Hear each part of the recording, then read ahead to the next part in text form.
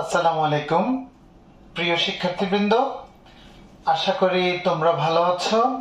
আমরা গত ক্লাসে তোমাদেরকে মাত্র 12টা প্রশ্নের একটা সাজেশন দিয়েছিলাম। আজকে প্রথম অধ্যায় থেকে আমরা আলোচনা শুরু করব। তোমাদের নিশ্চয় মনে আছে আমরা প্রথম অধ্যায় থেকে মাত্র 2টো প্রশ্ন দিয়েছিলাম। তোমরা যে কোনো বই খুললে অনুশীলনীতে গেলে দেখতে পাবে কমপক্ষে সেখানে কোন কোন বইয়ে 50টি প্রশ্ন, কোন বইয়ে 60টি প্রশ্ন, ইভেন রণজিতের একটা বই আছে সেটাতে আমরা দেখেছি প্রায় 80টা প্রশ্নের মতো আছে। এতগুলো প্রশ্ন দেখে তোমরা শিক্ষার্থীরা নিশ্চয়ই বিচলিত হও, উদ্বিগ্ন হয়ে যাও। তো যেটা আমি ক্লাসেও বলে থাকি, আজকে আবার বলছি সবার উদ্দেশ্যে, প্রকৃতপক্ষে এখানে প্রশ্ন আছে শুধুমাত্র 2টা, 3টা বা 4টাও থাকতে পারে, কিন্তু 2টা প্রশ্ন সবচেয়ে বেশি পরীক্ষায় এসেছে এবং এই 2টা পড়লে প্রথম অধ্যায় থেকে নিশ্চিতভাবে তোমরা একটা কমন পাবেই ইনশাআল্লাহ। তো আমরা শুরু করছি। গত ক্লাসে আমরা বলেছিলাম একটা প্রশ্ন হচ্ছে তথ্য দেয়া থাকবে অথবা সূচি দেওয়া থাকবে। তথ্য অথবা সূচি দেওয়া থাকলে আমরা কিভাবে উৎপাদন সম্ভাবনা রেখা অঙ্কন করব এই বিষয়ে একটা প্রশ্ন। আর একটা প্রশ্ন হচ্ছে বিভিন্ন অর্থনৈতিক ব্যবস্থার মধ্যে তুলনা। বইয়ে যে প্রশ্নগুলি তোমরা পাবে সবগুলো এই ঘুরে ফিরে এই 2টা প্রশ্নেরই অন্তর্ভুক্ত। যেমন আমি তোমাদের জন্য আজকে চট্টগ্রাম বোর্ড 2022 সালে যে উদ্দীপকটা, এটা ছিল উদ্দীপক গ এবং ঘ প্রশ্ন ছিল এইরকম, এবং 2022 এবং 2023 সালে সবগুলি বোর্ডে, চট্টগ্রাম, বরিশাল, ঢাকা যত বোর্ড আছে সবগুলি বোর্ডেই প্রথম অধ্যায় থেকে এরকম প্রশ্ন এসেছে। ইভেন 23 সালেও আমি দেখেছি যে এই 2টো প্রশ্ন থেকে, একটা আরেকটা আমি একটু পরে আলোচনা করব, এই 2টো থেকে এই প্রশ্ন এসেছে। শুধু 1-2টা বোর্ডে সুযোগ বেয়ে নিয়ে একটা প্রশ্ন এসেছে, এটা ব্যতিক্রম। আশা করি আমরা যে 2টো প্রশ্ন তোমাদেরকে দিয়েছি এগুলি যদি তোমরা প্র্যাকটিস করো ইনশাল্লাহ একটা কমন পেয়ে যাবে। তাহলে আমরা কিভাবে এই প্রশ্নটার উত্তর লিখব? আমি বরাবর ক্লাসে যা বলে থাকি, আমাদের অর্থনীতিতে A+ পাওয়ার জন্য বেশি লেখার কোনো প্রয়োজন নেই, টু দ্য পয়েন্টে লিখতে হবে। ইভেন তোমাদেরকে আমি ক্লাসে দেখিয়েছি, এবং যারা অন্যান্য কলেজের স্টুডেন্টরা এই ভিডিওটা দেখছো তোমাদেরকেও বলছি যে কোনো কোনো ক্ষেত্রে প্রয়োগের প্রশ্নের উত্তর 3টা বাক্য 4টা বাক্য দিয়েও হয়ে যায়। ইভেন উচ্চতর দক্ষতার প্রশ্নের উত্তরও হাফ পেজের মধ্যেই হয়ে যায়। সুতরাং বেশি লিখলে অর্থনীতিতে বেশি নাম্বার আসবে এটা সত্য নয়, টু দ্য পয়েন্টে লিখতে হবে। টু দ্য পয়েন্টে লিখলে আমরা উত্তর পেয়ে যাব। আমি শুরু করছি। আমি ক এবং খ আলোচনা করছি না, যেহেতু জ্ঞান এবং অনুধাবন। এই প্রশ্নটা চট্টগ্রাম বোর্ড 2022 সালে এসেছে। সিমিলারলি এরকম প্রশ্ন সিলেট বোর্ড 22 সালে এসেছে, বরিশাল বোর্ড 22 সালে এসেছে, তারপর হচ্ছে দিনাজপুর বোর্ড 22 সালে এসেছে, ময়মনসিংহ বোর্ড, সব বোর্ড 22 এবং 23-এ এরকম প্রশ্ন এসেছে। তো সবসময় এরকম একটা সূচি দেওয়া থাকবে যেখানে 2টা দ্রব্যের উৎপাদনের পরিমাণ দেওয়া আছে। এখানে X দ্রব্যের পরিমাণ, এখানে Y দ্রব্যের পরিমাণ।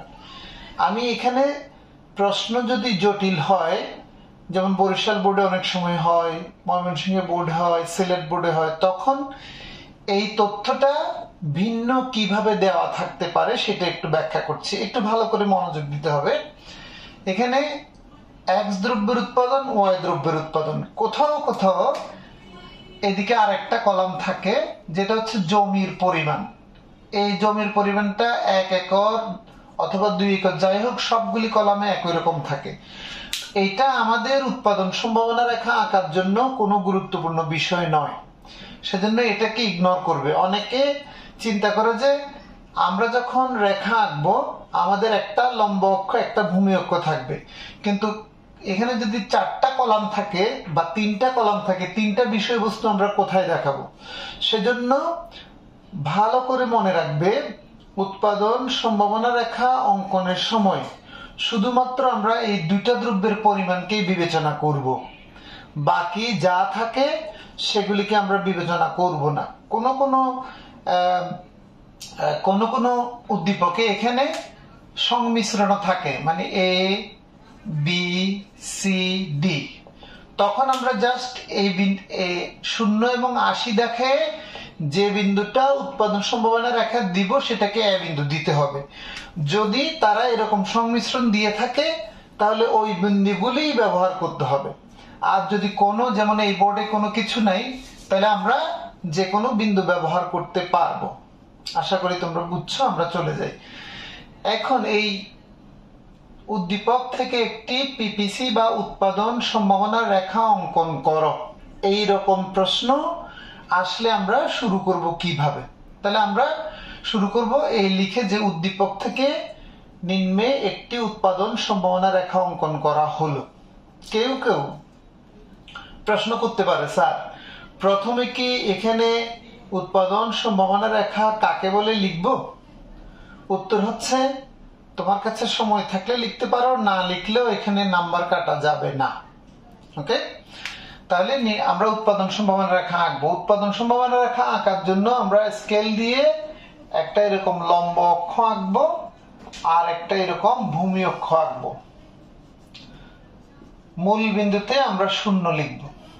এবার যে প্রশ্নটা সব শিক্ষার্থীদের মধ্যে কমন, সেটা হচ্ছে, স্যার আমরা এক্স দ্রব্যকে কি ভূমি অক্ষে দেখাবো, ওয়াই দ্রব্যকে কি লম্ব অক্ষে দেখাবো, অর্থাৎ কোন দ্রব্যটাকে কোন অক্ষে দেখাবো?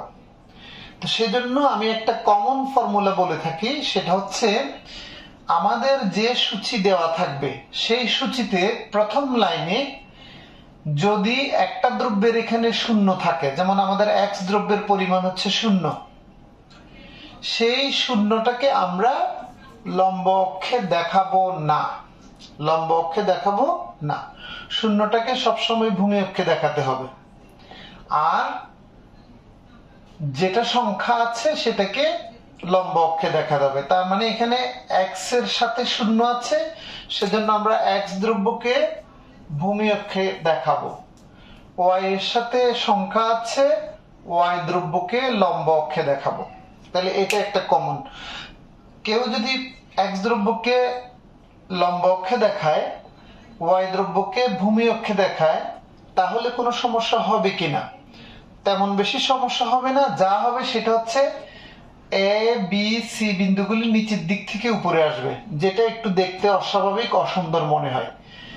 যদি আমরা এ বিন্দু, বি বিন্দু, সি বিন্দু এভাবে যাই তাহলে এটা সুন্দর মনে হবে। সেজন্য এই জিনিসটা মাথায় রাখলে হবে, সিম্পল, 0টাকে ভূমি অক্ষে দেখাবো আর সংখ্যাটাকে লম্ব অক্ষে দেখাবো। এবার কেউ কেউ প্রশ্ন করতে পারো, স্যার দোনোটা সংখ্যা থাকলে যে কোনোটাকে যে কোনো অক্ষে দেখানো যাবে। তবে আমি এ যাবৎকালে বোর্ডে যত প্রশ্ন দেখেছি সবগুলি শুরু হয় একটা 0 দিয়ে, একটা সংখ্যা দিয়ে। কারণ 0 এবং সংখ্যা সম্ভাবনা রেখার বিন্দু স্থাপন করতে অনেকে আমরা ভুল করি। তাহলে আমি একটা প্রশ্নের উত্তর দিলাম, কোন অক্ষে কি দেখাবো? উত্তরটা কি? 0টাকে ভূমি অক্ষে দেখাবো, সংখ্যাটাকে লম্ব অক্ষে দেখাবো। It's okay. দেন তারপরের প্রশ্ন হচ্ছে, আমরা এখানে দেখানোর জন্য লম্ব অক্ষে ঘর কাটতে হবে, ভূমি অক্ষে ঘর কাটতে হবে। প্রতি ঘরের মান কত ধরবো? তো আমরা অন এভারেজ দেখতে পাই এখানে 20, 70, 80, এখানে একই সংখ্যা প্রায়। তাহলে 20, 70, 80 এই সংখ্যাগুলোকে যত দ্বারা ভাগ যাবে, যেটাকে আমরা সিম্পলি বলি গ সা গু, মানে এই সংখ্যাগুলিকে সবচেয়ে বড় রাশি যত দিয়ে ভাগ যাবে তত নিলে বেস্ট, তত নিলে তাহলে আমরা সবগুলো সংখ্যা পেয়ে যাব। তার চেয়ে বেশি যদি নেই, কম যদি নেই, তাহলে আমরা অ্যাপ্রোপ্রিয়েটলি 20, 70, 80 পাবো না। তখন আমরা মাঝখানে দাগ কেটে সেটা বের করতে হবে। তাহলে বেস্ট প্রতি ঘরের মান কত? উত্তর হচ্ছে গসাগু যত তত, গসাগু যত তত হবে প্রতি ঘরের মান, প্রতি ঘরের মান। এটা একটু তোমরা লিখে রাখো বা মাথায় রাখো। তাহলে আমাদের এখানে 20, 70, 80 সেগুলির গসাগু হচ্ছে 10। তাহলে আমরা প্রতি ঘরের মান নিব 10 করে। তাহলে কয়টা ঘর কাটবো? আমাদের হচ্ছে 80। তাহলে এখানে তাহলে একটু দেখো আমি কোন জায়গায় লিখি। আমাদের সর্বোচ্চ সংখ্যা 80 ভাগ 10, তাহলে 8 10 80। আমাদেরকে মোট 8টা ঘর কাটতে হবে। তো 8টা ঘর আমরা সমান সমান দৈর্ঘ্য নিয়ে স্কেল দিয়ে কাটতে পারি। আমি আপাতত আনুমানিক কাটছি। 1 2 3 4 5 6 7, আমি আরেকটু বাড়াতে হবে আমাকে, 8। তার মানে আমাদের 10 20 30 40 50 60 70 80 এগুলি আমি একটু মুছে দিচ্ছি। ওকে, এখন কেউ কেউ করে কি যে প্রতি ঘরকে 10 করেই নিয়েছে, আমাদের আছে কত? 20। তো অনেকে শুরু করে 20 থেকে। এইটা একটু গুরুত্বপূর্ণ বিষয়। আমরা নিয়েছি প্রতি ঘরকে 10 করে, কিন্তু আমাদের আছে মনে করো 20 থেকে, আছে 50 থেকে। অর্থাৎ আমাদের সংখ্যা যদি 50 60 70 এরকম হয়, তো কেউ যদি 10 করে নিয়ে এখানে 50 লিখে, এখানে 60 লিখে, এখানে 70 লিখে, এবং যদি বলে যে স্যার 50 থেকে 60 10, 60 থেকে 70 10 করেই তো নিয়েছি, কিন্তু প্রথম ঘরে যে সে 50 লিখেছে, 0 থেকে 50, তাহলে মান হয়ে গেছে প্রথম ঘরের 50। এই জন্য এটা ভুল হবে।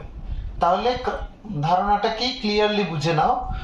প্রথম ঘরে আমরা ওই সংখ্যাটাই লিখবো, প্রতি ঘরের মান যত নিয়েছি সেটা আমাদের এই সূচিতে সেই সংখ্যাটা থাকুক অথবা না থাকুক। আবার বলছি, প্রতি ঘরের মান যত নিয়েছি প্রথম ঘরে ততই লিখবো, সেই সংখ্যাটা আমাদের সূচিতে থাকুক অথবা না থাকুক, এবং পরপর লিখে যাব সংখ্যাগুলি আমাদের সূচিতে থাকুক অথবা না থাকুক। অলরাইট, আশা করি বুঝতে পেরেছো। এবার এদিকেও আমরা সেম 10 20 30 40 50 60 70 80, 10 20 30 40 50 60 70 80 এরকম নিলাম।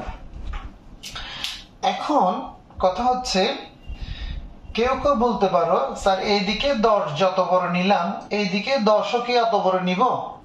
উত্তর হচ্ছে নট নেসেসারি।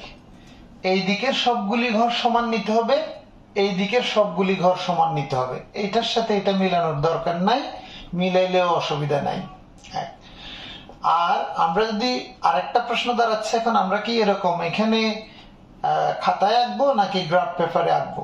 তো আমি এটার জন্য বরাবর খাতাকে বেশি সাজেস্ট করি, কারণ গ্রাফ পেপারে আমাদেরকে পরীক্ষার হলে দাঁড়াইতে হবে, গ্রাফ পেপার চাইতে হবে, আসতে হবে, তারপর গ্রাফ পেপার পরে আবার স্টাপল করতে হবে, সেখানে টাইম কনজিউম হবে। তার চেয়ে আমি যদি খাতায় প্র্যাকটিস করি এবং যদি উইদিন 2 minutes or 1 minute এর মধ্যে এটা আমরা এঁকে ফেলতে পারবো, কিন্তু ইউ হ্যাভ টু প্র্যাকটিস, তোমাকে অনুশীলন করতে হবে বারবার। আর আরেকটা হচ্ছে যে খাতায় যখন আমরা স্টাপলার করব অনেক সময় সেটা ছিঁড়েও যেতে পারে। তাহলে আমার পরামর্শ হচ্ছে গ্রাফ পেপারে না করে এটাতে করলে টাইম কনজিউম হবে না, ঝুঁকি মুক্ত হবে। তাহলে এইভাবে করলাম। এইবার হচ্ছে বিন্দু স্থাপন। তো বিন্দু স্থাপন আমাদের প্রথম হচ্ছে x এর 0 y এর 80। তো এটার জন্য চোখ বন্ধ করে আমি একটা ফর্মুলা দিচ্ছি, সেটা হচ্ছে 0 এবং সংখ্যা, 0 এবং সংখ্যা, বিন্দু হবে সংখ্যার উপর। আবার বলছি, 0 এবং সংখ্যা, বিন্দু হবে সংখ্যার উপর। যেমন x এর 0 y এর 80, তাহলে আমাদের y দৈর্ঘ্য ছিল লম্ব অক্ষে, y এর 80 হচ্ছে এখানে। তাহলে আর 0কে আমরা বিবেচনা করব না, x এর 0 কোথায় আছে সেটা দেখার দরকার নেই। 0 এবং সংখ্যা বিন্দু হবে সংখ্যার উপর, তাহলে এখানে আমাদের একটা বিন্দু এবং এটাকে আমরা এ বিন্দু দিলাম, তাহলে সম্ভাবনা রেখার একটা বিন্দু এ পেলাম। তারপরে এক্স এর হচ্ছে 20, ওয়াই এর হচ্ছে 70, তাহলে ওয়াই এর 70 হচ্ছে এখানে, দেখো এক্স এর 20 হচ্ছে এখানে, এই 20 থেকে একটা লম্ব টানবো, এক্স এর 70 থেকে একটা লম্ব টানবো, পরস্পর যে বিন্দুতে ছেদ করে এটা আরেকটা বিন্দু, এটাকে দিলাম বি বিন্দু। তারপরে এক্স এর হচ্ছে যে 70, ওয়াই এর হচ্ছে 20, এক্স এর 70 আছে এখানে, ওয়াই এর 20 আছে এখানে, একটু বাঁকা হয়ে যাচ্ছে, এটাকে আমরা আরেকটা বিন্দু দিলাম, এটার নাম হচ্ছে সি বিন্দু। আর এরপরে হচ্ছে যে এক্স এর 80, ওয়াই এর 0, আবার সেই ফর্মুলাতে আসছি, 0 এবং সংখ্যা, সংখ্যাকার এক্স এর 80, 80 কোথায় আছে এখানে, এটার উপর বিন্দু, আর শূন্যের দিকে দৃষ্টিপাত করতে হবে না, তাহলে এটাকে দিলাম ডি বিন্দু। তাহলে আমরা সম্ভাবনা রেখার জন্য 4টা বিন্দু পেয়েছি, এ বি সি ডি। তাহলে এ থেকে আমরা বি তে, এটা স্কেল দিয়ে আঁকবা না, স্মুথলি আঁকতে হবে ফ্রি হ্যান্ডে, এ থেকে বি তে, বি থেকে সি তে, সি তে, তারপরে ডি তে, এই অ্যারো দিয়ে আমরা দেখে দিলাম পি পি সি, উৎপাদন সম্ভাবনা রেখা। তাহলে এভাবে আমরা ইজিলি একটা উৎপাদন সম্ভাবনা রেখা আঁকতে পারি। তাহলে কি পয়েন্টগুলি আমি আবার বলছি, কোন অক্ষে কি দেখাবো, উত্তর হচ্ছে 0, প্রথম লাইনে 0 এবং সংখ্যা, 0 কে ভূমি অক্ষে দেখাবো, এক্স আছে 0, এক্স কে ভূমি অক্ষে দেখাইলাম, ওয়াই আছে সংখ্যা, সংখ্যাকে লম্ব অক্ষে দেখালাম। প্রতি ঘরের মান কত, গসাগু যত প্রতি ঘরের মান তত, প্রথম ঘরকে কত লিখবো, প্রতি ঘরের মান যত ধরেছি প্রথম ঘরকে ততই লিখব, সেই সংখ্যাটা আমাদের সূচিতে থাকুক অথবা না থাকুক, এবং সবগুলি ঘর পরপর লিখে যাব। এরপর হচ্ছে যে বিন্দু স্থাপন করব, 0 এবং সংখ্যা, বিন্দু হবে সংখ্যার উপর। তারপরে অ্যাজ ইউজুয়াল প্রত্যেকটা নির্দেশক বিন্দু 20, 70 থেকে লম্ব টেনে যেখানে ছেদ করবে বি বিন্দু, তারপর একটা সি বিন্দু, তারপর একটা ডি বিন্দু। এবার এগুলি যোগ করে দিব, যোগ করে দিলে আমরা উৎপাদন সম্ভাবনা রেখা পেয়ে যাব। তাহলে আমাদের কাজ শেষ, সিম্পল। এখন প্রশ্ন হচ্ছে স্যার, যখন যেমন এটাতে বলেছে উদ্দীপক থেকে একটি উৎপাদন সম্ভাবনা রেখা অঙ্কন করো, অঙ্কন করা শেষ, এখন স্যার আমি কি বর্ণনা লিখবো? উত্তর হচ্ছে বর্ণনা লিখা বেস্ট, কিন্তু যখন তোমার হাতে একদম এন্ডিং আওয়ারে কোনো টাইম নেই, তখন বর্ণনা না লিখে অন্য প্রশ্নে চলে যাবে।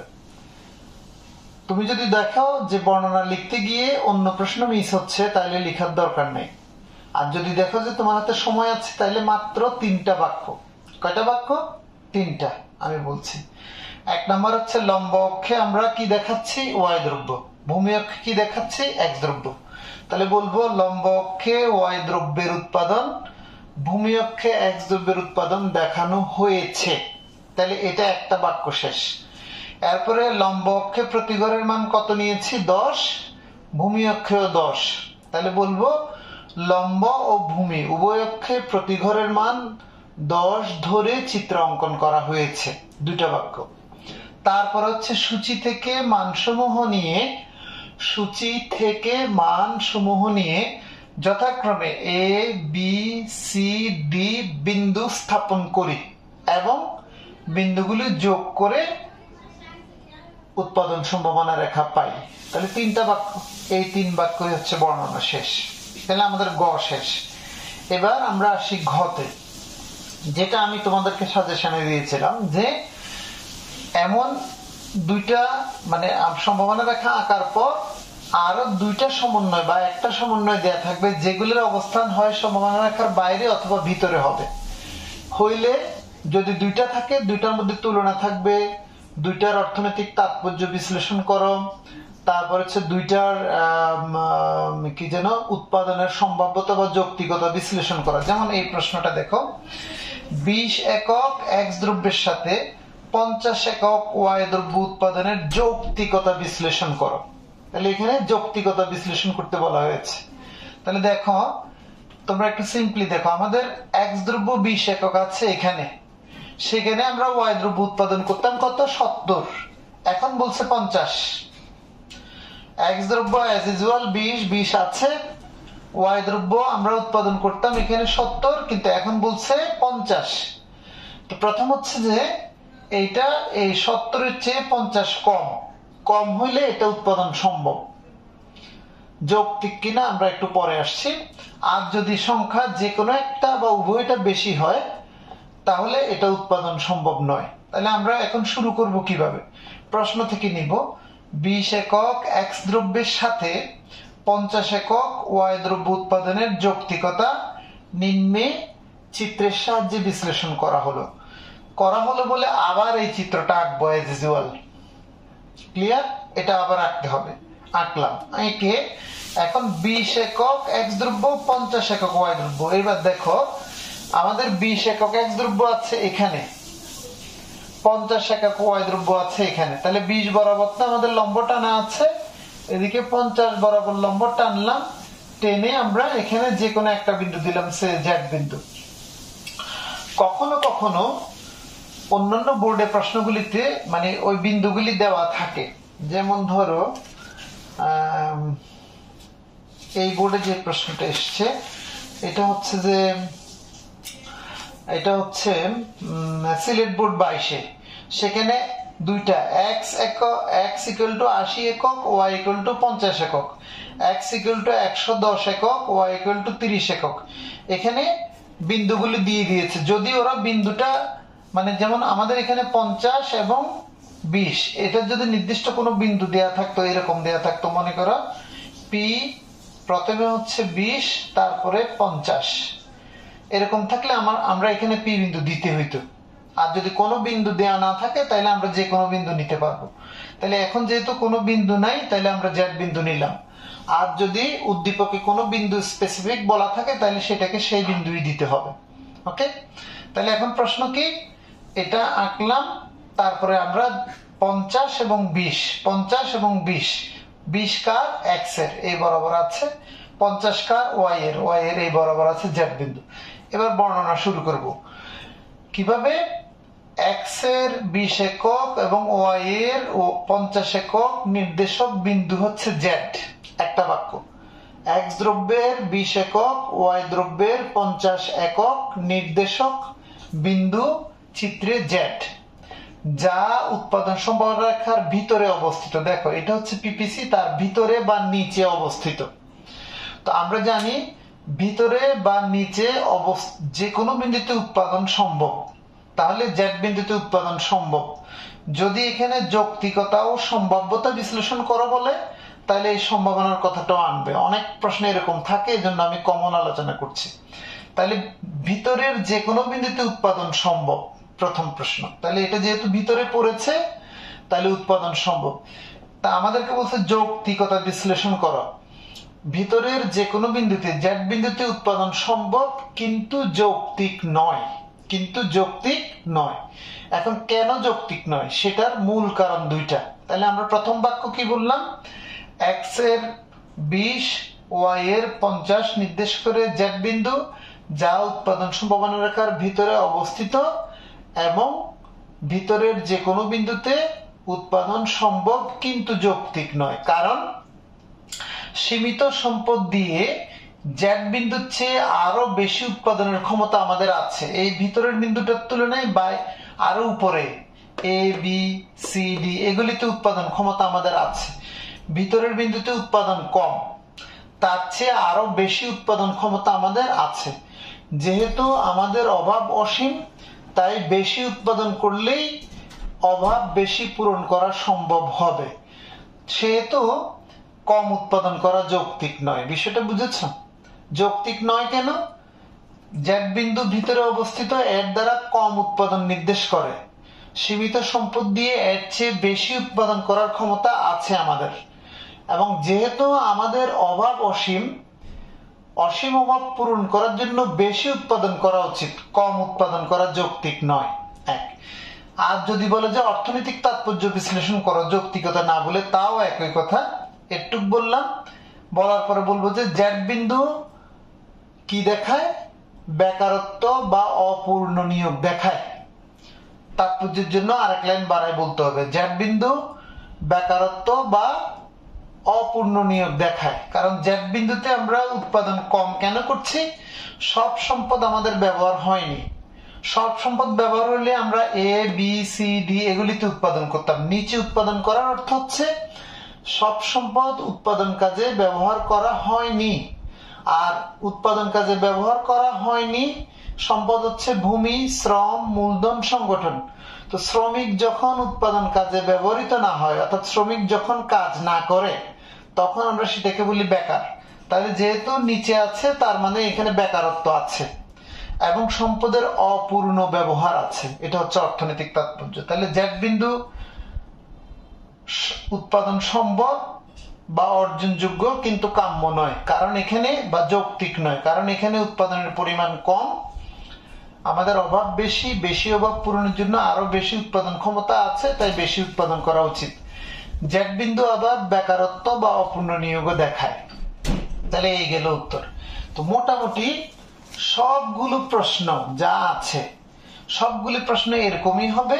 কোথাও কোথাও যেমন ধরো আমি যেটা বলছিলাম, সিলেট বোর্ডে আরো একটা সমন্বয় দেওয়া আছে। মনে করো আমরা বলছি একটা দিয়েছে 50 এবং 20 এবং 50, আর একটা দিচ্ছে মনে করো 70 এবং এখানে আছে 20, 20-এর জায়গায় মনে করো দিয়েছে 40।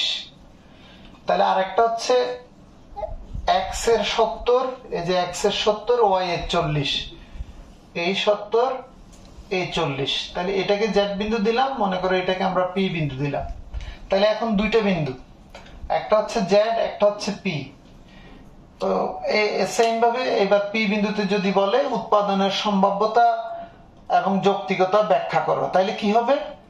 উৎপাদনের সম্ভাব্যতা যদি আমরা বলবো এক্স এর ওয়াই এর 40, এক্স এর 70 দেখায় পি বিন্দু, যা সম্ভাবনা রেখার বাহিরে অবস্থিত। আমরা জানি সম্পদের সীমাবদ্ধতার কারণে সম্ভাবনা রেখার বাহিরে কোন বিন্দুতে উৎপাদন সম্ভব নয়। তাইলে বাইরের বিন্দুতে উৎপাদন সম্ভব নয়, কারণ সম্পদ সীমিত।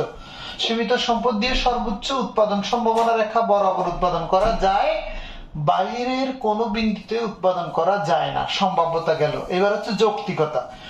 এই বাইরের বিন্দুতে উৎপাদন করা যৌক্তিক কিনা? উত্তর হচ্ছে যৌক্তিক। যৌক্তিক কেন?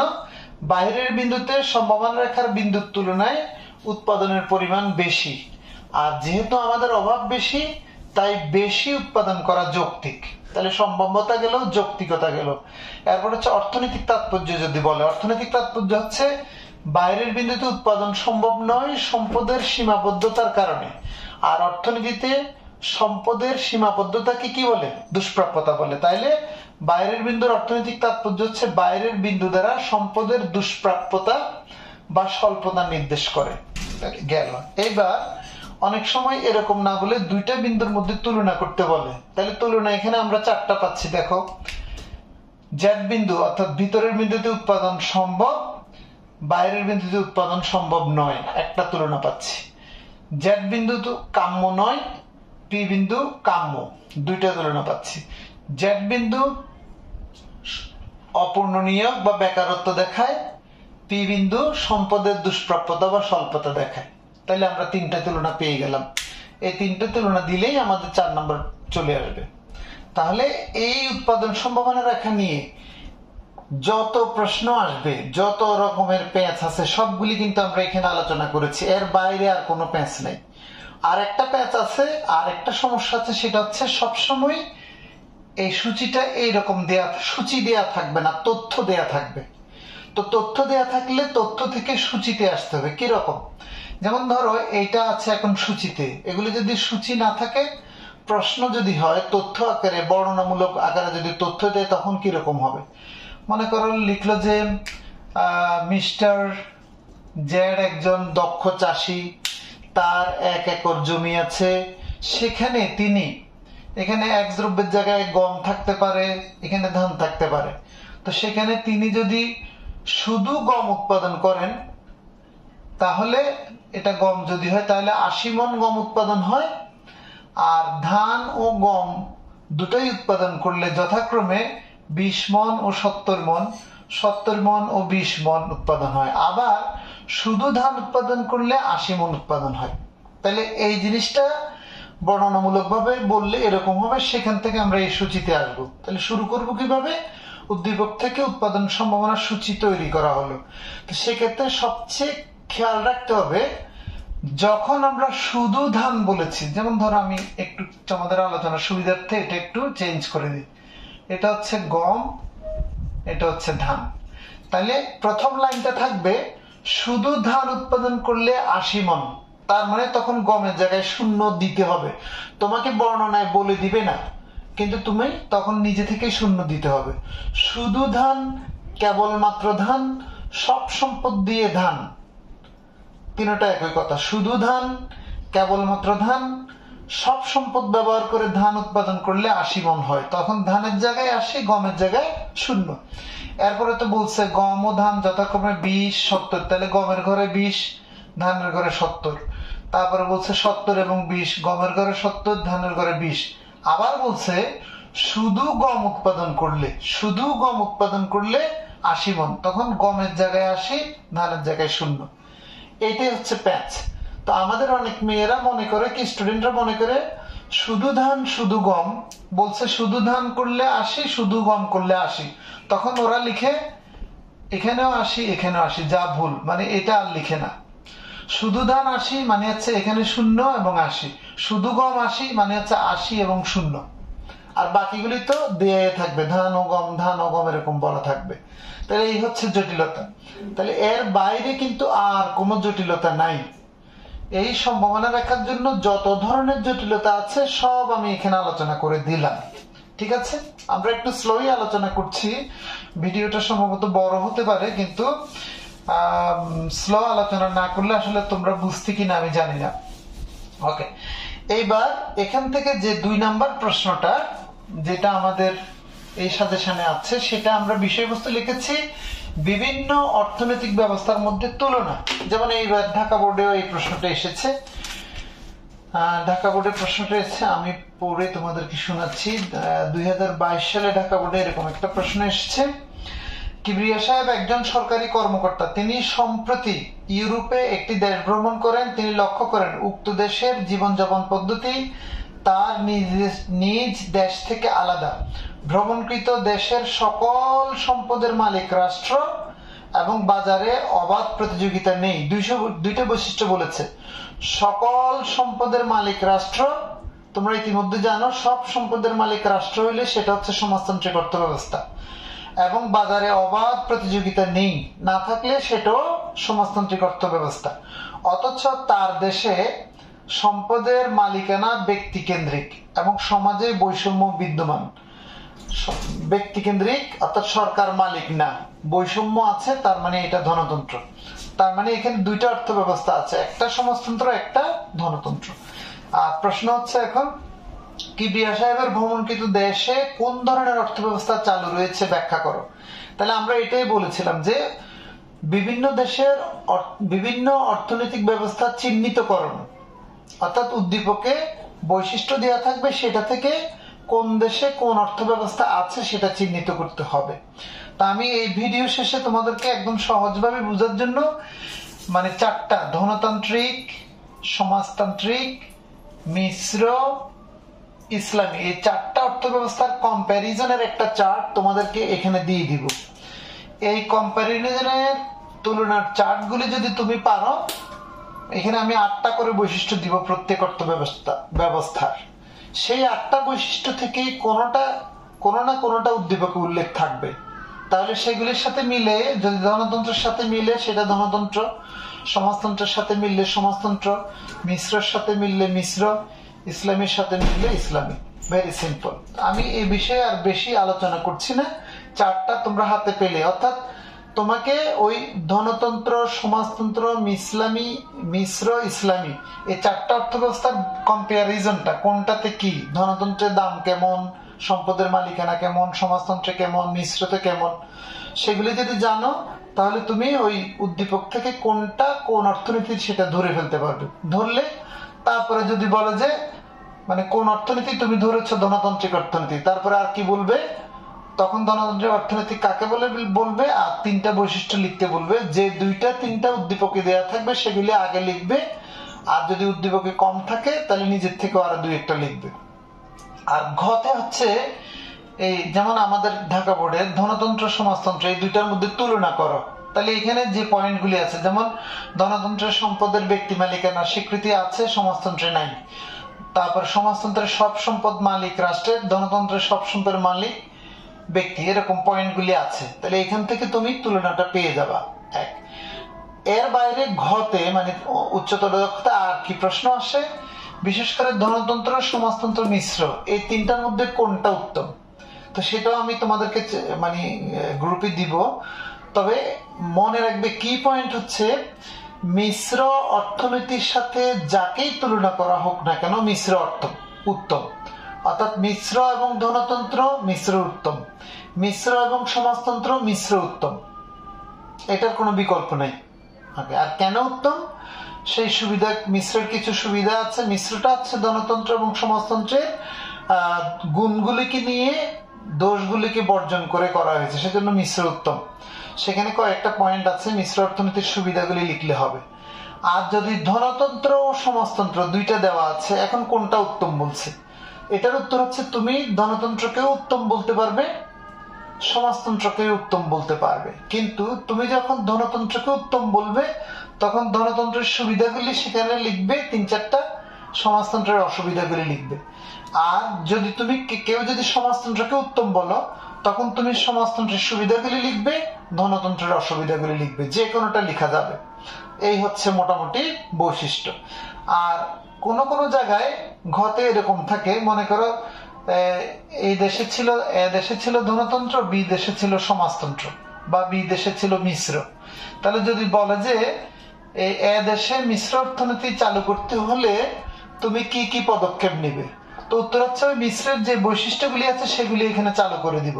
অর্থাৎ যেমন ধনতন্ত্রের সব সম্পদের মালিক ব্যক্তি, তাহলে মিশ্র করতে হলে কি করব, সেখানে নিয়ম করতে হবে যে ব্যক্তি এবং সরকার উভয় ধরনের মালিকানার স্বীকৃতি দিতে হবে। এরকম মিশ্রের বৈশিষ্ট্যগুলি ধনতন্ত্রে নিয়ে আসলে এটা ধনতন্ত্র হয়ে যাবে, মিশ্রের বৈশিষ্ট্যগুলি সমাজতন্ত্রে আসলে এটা সমাজতন্ত্র হয়ে যাবে, সমাজতন্ত্রের বৈশিষ্ট্যগুলি মিশ্রে গেলে এটা মিশ্র হয়ে যাবে, সমাজতন্ত্রের বৈশিষ্ট্যগুলি ধনতন্ত্রে আসলে এটা ধনতন্ত্র হয়ে যাবে। অর্থাৎ বৈশিষ্ট্য যে দেশের অর্থনীতিতে নিতে বলা হবে ওই দেশের অর্থনীতির বৈশিষ্ট্যগুলি লিখে দিলেই হয়ে যাবে। তাহলে এই হচ্ছে মোটামুটি এই চ্যাপ্টার সব। এবং আমি নিশ্চিত এই চ্যাপ্টার থেকে এই দুটো প্রশ্নই একদম ধরো 95% সময়ে এসেছে। কোন কোন ক্ষেত্রে সুযোগ ব্যয়ের একটা প্রশ্ন আছে, ছোট উৎপাদন সম্ভাবনা রেখার মাধ্যমে ব্যাখ্যা করতে হয়। যারা একদম ওভারশিওর হতে চাও তারা ওই প্রশ্নটা একটু দেখে নিবে, নিলে মোটামুটি আমরা এই চ্যাপ্টার থেকে কমন পাবো ইনশাআল্লাহ। তবে বিগত বোর্ডগুলিতে 22, 21, তারপর অন্যান্য সময়ে এই দুইটাই বেশি আসছে, ওইটা একদম 5% কোন কোন সময় এসছে। তাহলে সেটাও যাদের পক্ষে সম্ভব একটু দেখে নিবে, আর না হলে ইনশাআল্লাহ এই দুটো প্রশ্ন দেখলেই আমরা পাবো, সব কমন পাবো আশা করি। সবাইকে অনেক ধন্যবাদ।